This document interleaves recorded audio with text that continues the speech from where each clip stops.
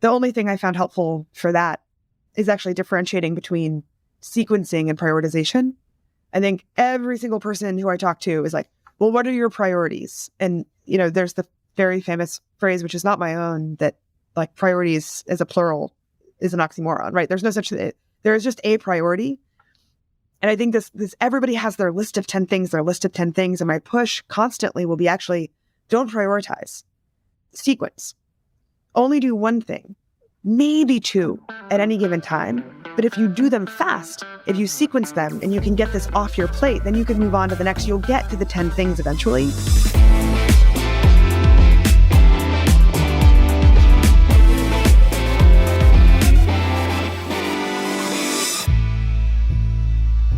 Hello, everyone, and welcome to Fintech Leaders, coming to you from New York City. I'm your host, Miguel Armaza, and I'm a co-founder of Gilgamesh Ventures, a venture capital fund that backs early-stage fintech entrepreneurs in the US, Canada, and Latin America. If you enjoy this conversation, I invite you to leave a review on Apple Podcasts, Spotify, or wherever you get your shows so more people can learn about fintech leaders. In this episode, I sit down with Jane Alexander, Chief Marketing Officer at Carta, a platform that helps people and companies manage equity, build businesses, and invest in private companies. Launched in 2012, Carta is used by nearly 30,000 companies and over 500,000 employees to manage cap tables, compensation, and valuation. Carta also works with over 4,500 funds representing over $92 billion in assets under administration. They have raised over $1 billion from a very long list of investors, including Union Square Ventures, Tribe Capital, Spark Capital, Silver Lake, Lightspeed, A16Z, Insight, and many more. We discuss the power of content creation and why it's been an incredible source for organic growth at Carta, the role of a CMO at companies and how generative AI tools are transforming the job, navigating the pressures of a more competitive and challenging business environment, time management and productivity hacks, importance of customer feedback, and a lot more. All right. Well, Jane, welcome to the Fintech Leaders podcast. How are you today on this amazing, let's call it morning? We're at the border of the morning and the afternoon. Yeah, thank you so much for having me. I'm doing great. I'm sitting here in our New York office. We're at the 81st floor of One World Trade. So I have this incredible view of New York City on a beautiful day like this. And yeah, hard not to be happy with that. Thanks for joining us. We're going to hear all about Carta and all about your role as Chief Marketing Officer at Carta. And I understand that that hasn't been your only role at the company. You've done other things. So maybe take us through your background, your career, and then let's talk a little bit about the CMO role. Sure. Yeah. I've spent most of my career in go-to-market functions at scaling companies. So, first job out of college was an outbound sales rep for a tech startup in San Mateo, California. I did 80 cold calls a day. I sent 500 cold emails a week. And since then, I've just been working in different sales or revenue or marketing, go-to-market positions and scaling companies. One of those companies was acquired by Salesforce. So then I spent a couple years at Salesforce leading revenue, EMEA revenue for the product lines that they had acquired. I did a brief stint in investing, kind of saw the other side of the coin at Excel, and then joined Carta as you mentioned, as chief of staff to our CEO. So worked on a variety of projects there, including some of our marketing initiatives and brand initiatives and our policy and government affairs work. And now for the last 2 years, I've been lucky enough to work with our marketing and biz dev and policy teams as CMO. What does that entail? What does the role of a CMO entail? Especially in 2023, where we live in a fast-changing world. Maybe let's compare it. What do you think the role of a CMO entailed 20 years ago, as far as versus today? Yeah, it's a great question. I think for me, I think of my role very specifically at Carta as twofold.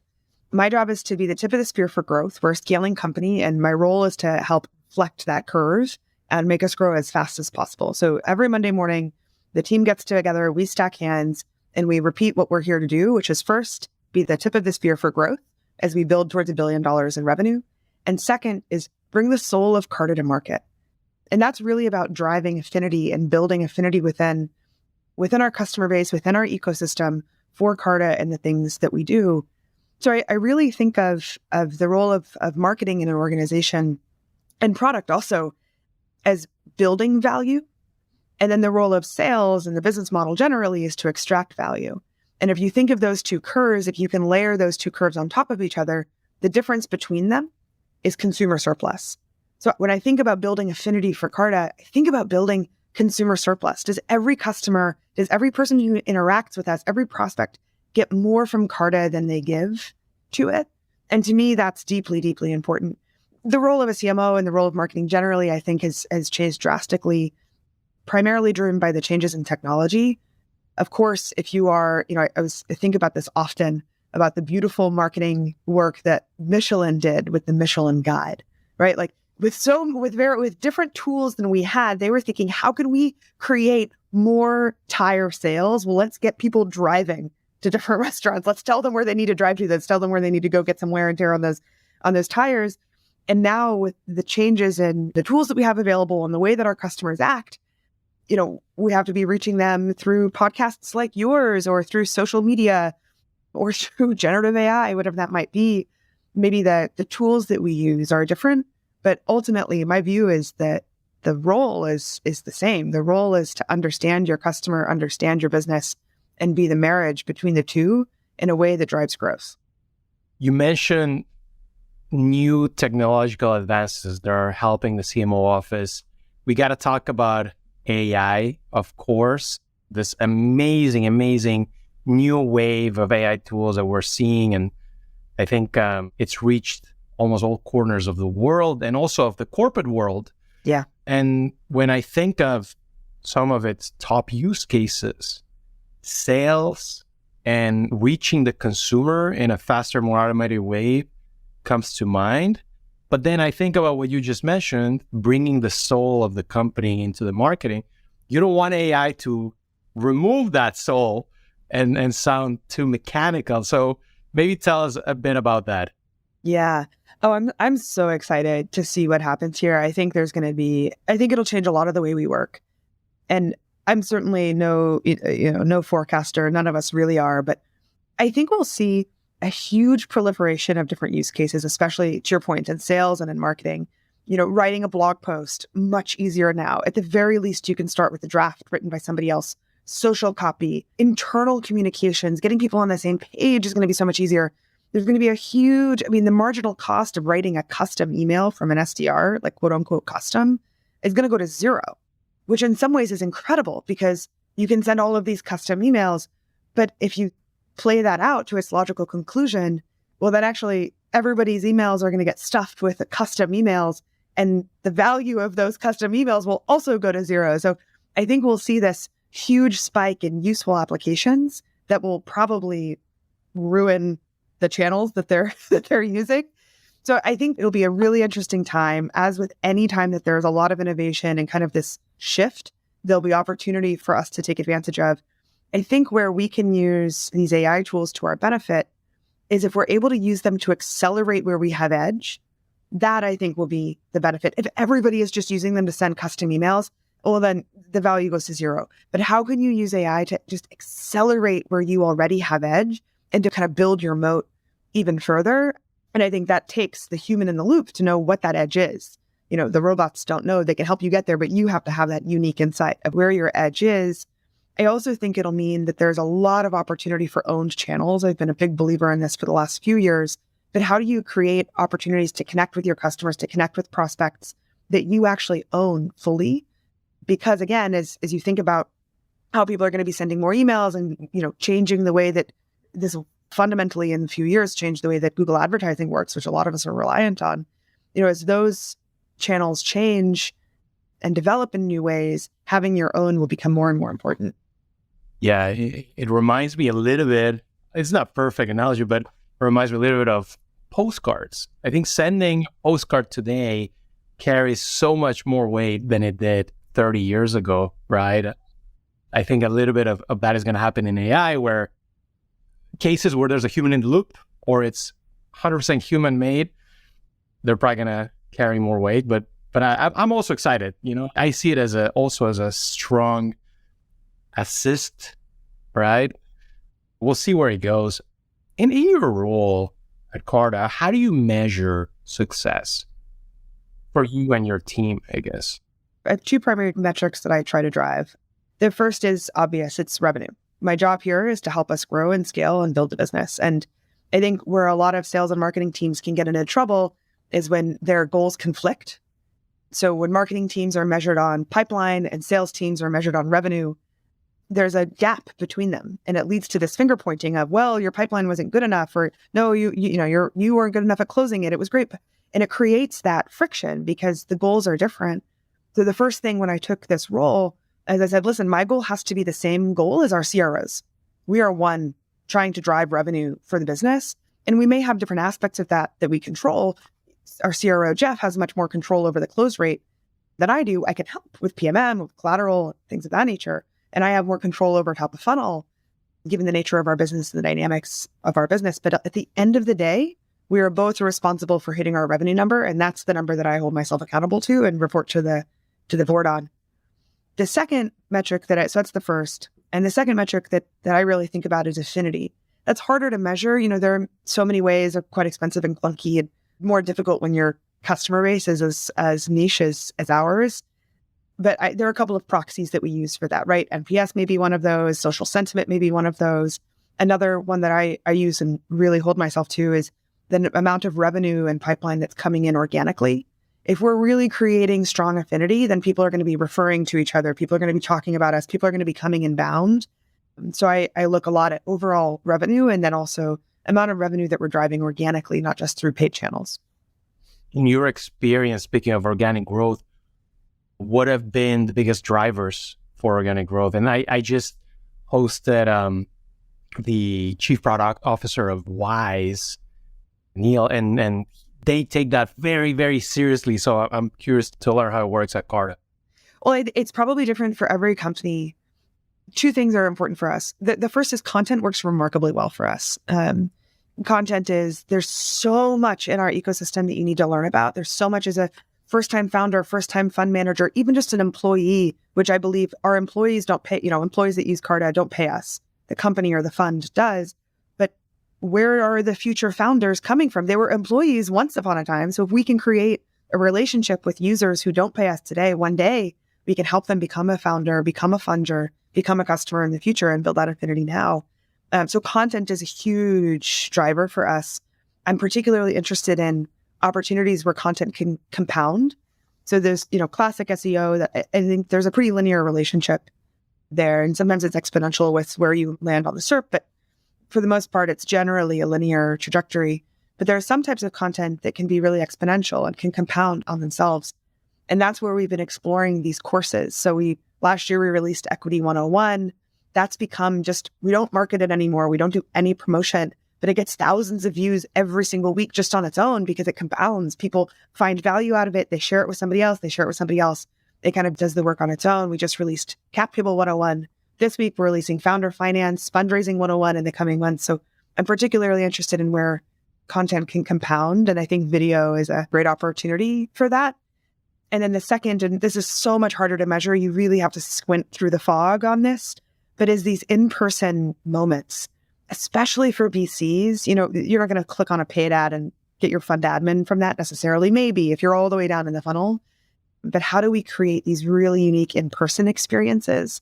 And the rarer we can make that experience, the more insightful that we can make that experience, I think the better. And again, you have to squint through the fog a little bit. And nobody leaves in a dinner series and is like, yep, perfect, I'm going to buy. Some do, but that's more rare. So the way we measure that is we look at cohorts. So we look at the cohort of people who have attended events that we've done and their revenue growth over a period versus folks who haven't. And in measuring it that way, you can actually see quite a strong correlation between those. And when you think of the biggest challenges that you've encountered over the last 2 years, how has, I guess, your expectations, have they matched reality? in terms of challenge that you expected and challenge that you're actually dealing with? Oh my gosh. Well, yeah, where to start? So many. And that's the fun of it. Like the fun of what we do is working on problems. The more problems, the better. Like that's our oxygen at Carta, is problems to solve. I think the biggest challenge for me, if I'm really honest with myself, it's actually marrying all the different things that we do together and figuring out like the human side of that. The marketing organization here is pretty unique. We have your classic marketing team, with product marketing, brand, content. We also have our business development or channel sales team kind of in this organization, and also policy and government affairs. So these things are kind of, you might imagine that they're a little bit disparate, but finding the intersection and finding the kind of the marriage, the union of those and where they can accelerate each other has been really wonderful. I think the biggest challenge across all of that is really the human side of all of this. Executing on a paid campaign, executing on a brand campaign, that is hard. But the hardest part I found is, how do you drive relentless pace? How do you drive vigorous execution, set high targets, just absolutely drive? And I love that. That's where I get energy, is like that relentless, vigorous execution, but also create space for creativity and ideation and nuance, and have the most beautiful and brilliant brand minds in the world have space to play and to create. And that's where kind of that beautiful, the unique insights come from. And that's been my biggest challenge, is how do I push the pace of the team, but also create space for what's going to really move the needle for us.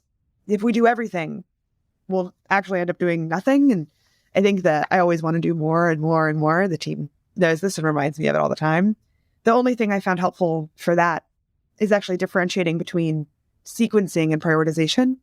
I think every single person who I talk to is like, well, what are your priorities? And, there's the very famous phrase, which is not my own, that like priorities as a plural is an oxymoron, right? There's no such thing. There is just a priority.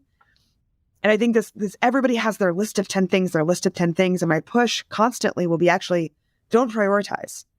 Sequence. Only do one thing, maybe two at any given time. But if you do them fast, if you sequence them and you can get this off your plate, then you can move on to the next. You'll get to the 10 things eventually. But sequencing is much, much more important to me than prioritization.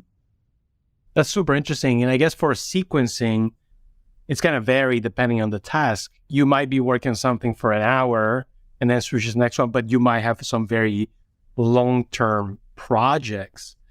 Can you talk more about that? Like, when did you learn and start applying this sequencing versus prioritizing? I definitely learned it at Carta. I think myself and probably many people who really value kind of achievement and want to keep pushing and keep learning and are deeply curious are multitaskers. Like, I'm listening to a podcast while I'm brushing my teeth, while I'm checking Slack. You're just in my personal life, I feel like I'm always doing 5 things. But at Carta is where I really learned that if you're doing everything all at once, there comes a point where you're actually just doing nothing. And the power of putting your entire focus on one thing is really, I think we underappreciate that and undervalue it. So it was probably my first year in this role in particular, where I realized, actually, by doing everything, we're peanut buttering our effort across. And then you're kind of doing nothing. And yeah, it was the first year of this role that I realized we really just have to sequence. That is all we need. We need to do one thing, maybe 2 at any given time, and nail it. And then we'll learn from that, and we'll apply the learnings to the next thing and the next thing. And again, I'm obsessed with this concept of compounding. And only when you're doing 10 things at once, you get no compounding. But when you learn one at a time, you really do. Jane, you've talked about Carta, and you've talked a little bit about the customers and products, but tell us about where Carta started and how your offering looks today, and what are, I guess, your main products these days. Well, Carta started, and I wasn't here for the start. I joined along the journey, but Carta really started with the mission, first and foremost, to digitize stock certificates. I remember the first startup I joined, I got my stock options in a manila envelope. And that's crazy when you think of it now. Like, that's a crazy thing to do. And the mission there was, if you could do that, if you could solve that problem, you would lower the cost of creating owners, and you could actually create more owners. You could live in a world in the future where everybody was an owner, where everybody had access to the beautiful alpha of private markets. And you could kind of transform the world from one today where we all work for a salary. And if we lose our job, whether it's in the layoffs that we've seen over the last year or two, or just at the end of our careers, we're kind of left with nothing, just whatever we could have saved. But if you're an equity owner, you still have a piece of what you worked to build, and you can continue to benefit from the growth there. So after kind of the first step of that is bringing everything into the cloud. And by doing that, we created this kind of map of private markets. We have the registry, the ownership map of everything in private markets. And the beautiful thing about that is the more problems we solve, the more we get to solve. So by solving that first problem, now, okay, great, we've got everyone's cap tables. Well, actually, the logical next thing to do is, well, you want to be doing fund administration for the venture firms that are giving those companies capital. So we started a venture fund administration business. We started a valuations business. Of course, if you have all the assets, you want to be able to do the foreign NAs. We have all the assets. We can value them. We can do that. Now we do more than 80% of all foreign NA valuations. It's remarkable. Then our customers start asking us, well, hey, you actually know how much everyone's getting paid, and I can't get reliable equity pay data. Can you actually give us a compensation solution? Then we do that. Well, my employees keep asking me about tax advice and how do their options taxed? And so then we started a tax advisory business. Just the beauty of this is that you can continue to solve more and more problems. So I would say now, well, we started kind of building that infrastructure by moving paper stock certificates into the cloud. Now we really have made true on that promise, and we are the infrastructure for private markets, whether it be helping companies with their cap tables, funds with their fund administration, or companies with any problem that really has to do with the nitty-gritty back office. It's textbook expand through adjacencies. You're not necessarily targeting a different customer. I mean, slightly from the beginning, but you're just adding more products to the same customers. 100%. And every time we think about where to expand, what market we should go into, we ask ourselves first, is it an N of one market? And we believe that those markets are that's an important market dynamic for us. And the second is, where do we have edge? Do we have unique either distribution or product advantage in that market? And starting from where you have edge is very different from starting from what your customers are asking. But I think it's a very important way of how we've grown. But we are in a brutally competitive environment where also, as you mentioned, there's been a ton of layoffs in our industry, unfortunately. That has to complicate things, not just for you, but for any SaaS company. What have you learned about these pressures and kind of how have you adjusted to compete where, there's seat compression, there's more competitors, et cetera? I don't know. Tell us a bit about the most recent months at Carta. Yeah, well, it's, in many ways, we serve the private markets. So when our customers suffer, of course, so do we. I think that the bar for execution certainly goes up for all of us. And I think that's a really fun place to be. I think you can take that in one of two ways. Either take the pressure as something that kind of causes you to clamp down and go to what's known. You can take that pressure as something that really helps fuel you, like enjoy it. And I certainly enjoy the pressure. I think it's like very fun for us to raise the bar on execution. Maybe the lesson for me in the last few months to share is when there is this pressure from the market, seat compression, et cetera, I think there is a natural inclination for companies to go towards value extraction mode. We need to hit these targets. So what are we going to do to be able to extract value from our customers? And I think that unconventional but really important place to go is actually in value creation. Is if you can stay relentless in delivering value for your customers and meeting their needs through these times, one, you'll have a disproportionate path through it. You'll actually, ironically, that will end up working out better for you. And your customers will remember when times are good again, that you were there when times were bad. So I think one of the examples from our recent months is it's tempting in a time where you have these really important and big goals to hit to raise prices. And actually we did the opposite. What we were hearing from our customers is that they needed a lower entry point for Carta. And so we created a new package, which we actually just launched on Monday, which allows companies to get started on Carta for a much lower price, starting at $1,500, so that they can get started earlier in their journey before they need a foreign NA. And that's already helping us kind of continue to move that growth number up. But again, it's counterintuitive. You want to move toward extracting, and that's exactly the time where I think you need to move into giving. I used to live in Dublin, and it reminds me, Ireland got hit extremely hard during the global financial crisis, and there was this pressure to raise taxes for foreign companies because it's been a tax haven for a long time. and they did the opposite, right? They either lowered them or didn't touch them, and Ireland has recovered tremendously. So I see a little bit of that approach. Jane, you mentioned that content is super big and important for Carta. I actually read some of your data insights that you publish, and they're talking about real raw data of the industry. Maybe, share some of the lessons that you've learned about generating content about your client ecosystem. Well, all kudos for this goes to Peter Walker. He leads insights for us. It was actually his 2-year anniversary at Carta last week. I would say that the first thing that I've learned is how much people want this. People want to learn. There's so much opportunity out there to share the nitty-gritty, to share the first thing you mentioned is that it's raw data, it's real. I think there's a temptation to sugarcoat things. There's a temptation to say, well, let me obfuscate the complexity for you and just teach you the lesson that you need to know. Really, people want to actually, people are smart. If you give them the information that they need to be able to draw their own conclusions, that goes so much further. So I think the first lesson here is just how much people want this. And second, how much treating people like the adults that they are goes such a long way. I mean, the next step for us in this data work is not just creating these data private market reports, the compensation report, the liquidity. So we have a newsletter now that we do around secondary markets and the insights that we have there from our liquidity business. But the logical conclusion is actually share some of that data in its raw form. Allow people like you to come onto the site and actually say, how does this look for Series B versus Series C? Can I compare this data? What does it look like seed? How does the seed fundraising median compare in 2023 Q1 compared to 2019? Let you permutate the data and come to your own conclusions.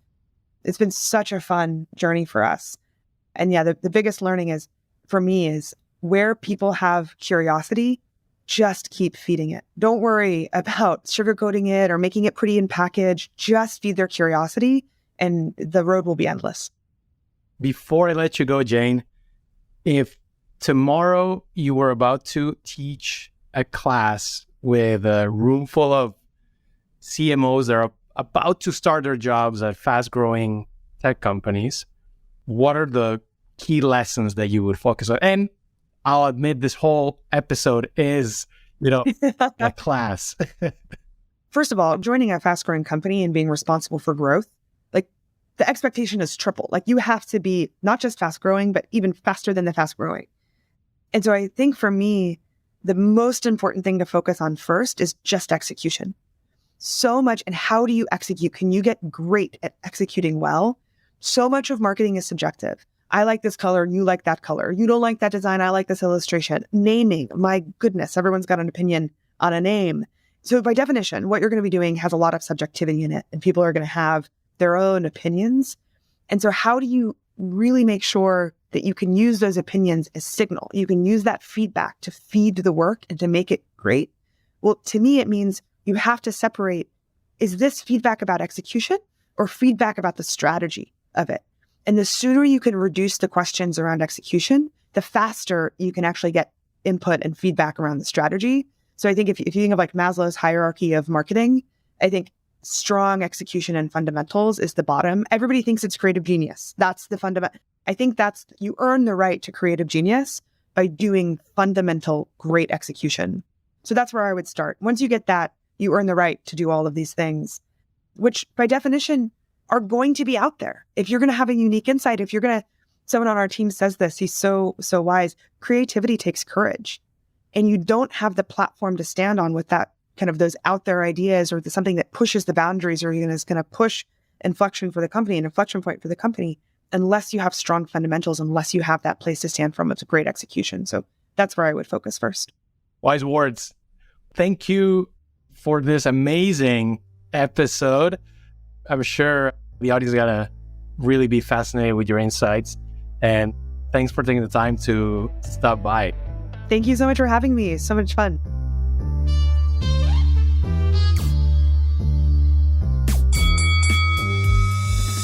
Thanks for tuning in. I hope you enjoyed this great episode with Jane Alexander, CMO at Carta. If you want more interviews, make sure to subscribe, follow, and leave a review on Apple Podcasts, Spotify, or wherever you get your shows. It helps and means a lot. And if you have any suggestions or thoughts about the show, please just drop me a line on Twitter or LinkedIn. Signing off till next week, I'm your host, Miguel Armaza.